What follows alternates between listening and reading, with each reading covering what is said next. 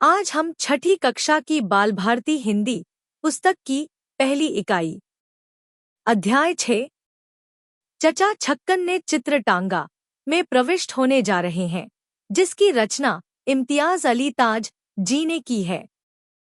प्रस्तुत कहानी में लेखक ने हास्य के माध्यम से ऐसे व्यक्ति का चित्रण किया है जो खुद ठीक से काम नहीं करते, वे ही सारा काम करते हैं, इसका केवल दिखावा करते हैं। चचा छक्कन कभी कभार कोई काम अपने जिम्मे क्या ले लेते हैं, घर भर को तिंगी का नाच नचा देते हैं। ये कीजो, वो कीजो, घर बाजार एक हो जाता है। दूर क्यों जाओ, परसों की ही बात है। दुकान से चित्र का अभी चौखटा लगकर आया, उस वक्त तो वह दीवान खाने में रख दिया गया।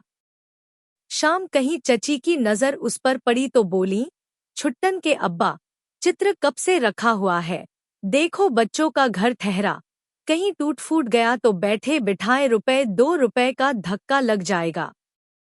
कौन टांगेगा इसको? टांगता और कौन? मैं खुद टांगूंगा।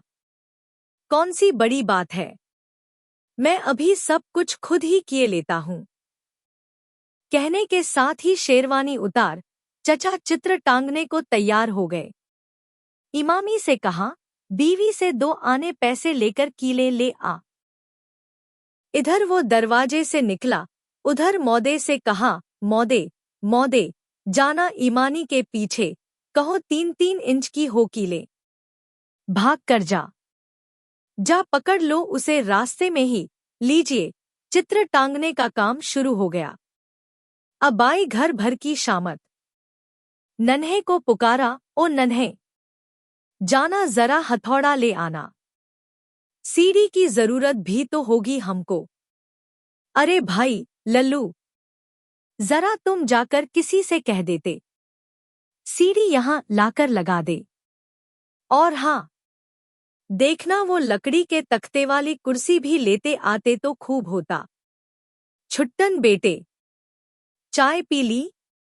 जरा जाना तो अपने उन हमसाए मीर बाकर अली के घर कहना, अब्बा ने सलाम कहा है और पूछा है आपकी टांग अब कैसी है। और कहियो वो जो है ना आपके पास, क्या नाम है उसका? एलो भूल गया। पलूल था कि टलूल, न जाने क्या था।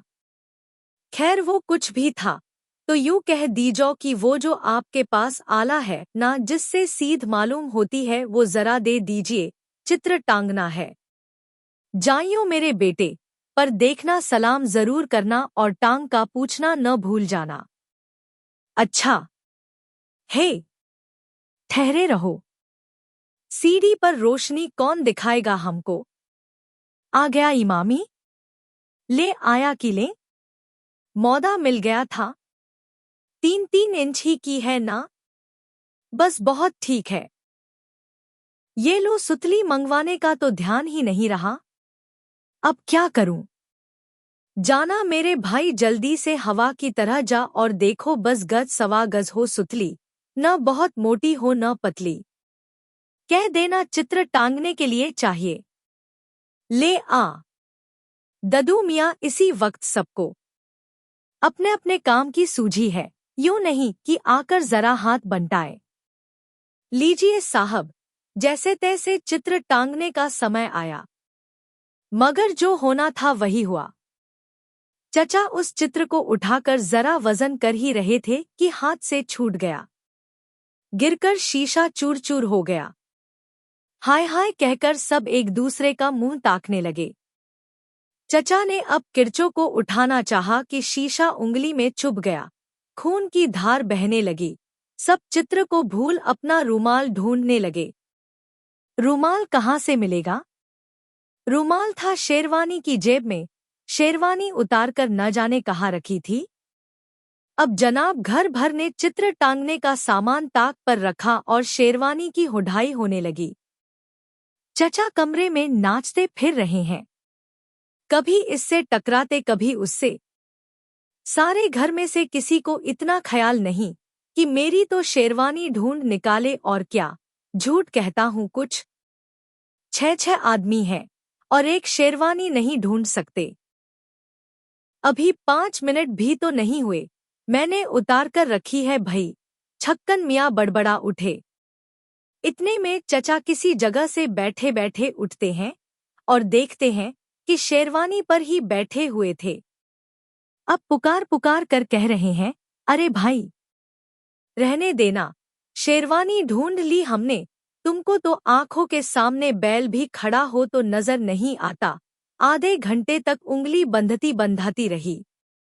नया शीशा मंगवाकर चौखटे में जड़ा और 2 घंटे बाद फिर चित्र टांगने का सिलसिला शुरू हुआ। औजार आए, सीढ़ी आई, चौकी आई, मोमबत्ती लाई गई। चचाजान सीढ़ी पर चढ़ रहे हैं और सारा घर अर्धवृत्ताकार की सूरत में सहायता करने को कील कांटे से लैस खड़ा है।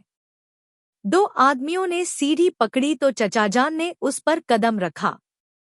ऊपर पहुंचे, एक ने कुर्सी पर चढ़कर कीलें बढ़ाई, एक कील ले ली, दूसरे ने हथौड़ा ऊपर पहुंचाया कि कील हाथ से छूटकर नीचे गिर पड़ी। खिसियानी आवाज में बोले, लो अब ये कील हाथ से छूटकर गिर पड़ी, देखना कहाँ गई। अब जनाब सबके सब घुटनों के बल टटोल टटोल कर कील तलाश कर रहे हैं और चचा मियाँ सीढ़ी पर खड़े लगातार बड़बड़ा रहे हैं। मिली?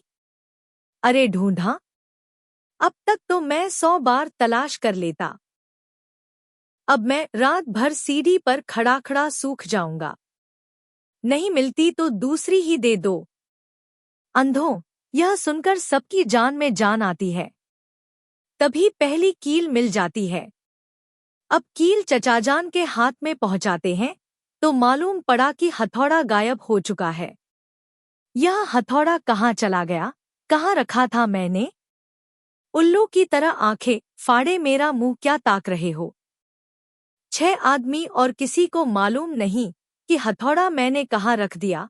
अब हथौड़ा मिला तो चचा ये भूल बैठे कि नापने के बाद कील गाड़ने को दीवार पर निशान किस जगह लगाया था। सब बारी बारी कुर्सी पर चढ़कर कोशिश कर रहे हैं कि शायद निशान नजर आ जाए। हर एक को अलग अलग जगह निशान दिखाई देता है। आखिर फिर पटरी ली और कोने से चित्र टांगने की जगह को दोबारा नापना शुरू किया। चित्र कोने से 35 इंच के फासले पर लगा हुआ था। 12 और 12 और कितने इंच और? बच्चों को ज़बानी हिसाब का सवाल मिला। ऊंची आवाज में सभी ने सवाल हल करना शुरू किया और जवाब निकला तो किसी का कुछ था और किसी का कुछ। एक ने दूसरे को गलत बताया। इसी तू मैं में सब भूल बैठे कि असल सवाल क्या था। नए सिरे से नाप लेने की जरूरत पड़ गई। चचा ने अब सुतली से नापने का इरादा बनाया और इस चक्कर में सुतली हाथ से छूट गई और चचा आ गिरे जमीन पर। कोने में सितार रखा था, उसके सारे तार चचाजान के बोझ से एकदम झंझना कर टुकड़े टुकड़े हो गए। बहुत मुश्किलों के बाद चचाजान फिर से कील गाड़ने की जगह तय करते हैं।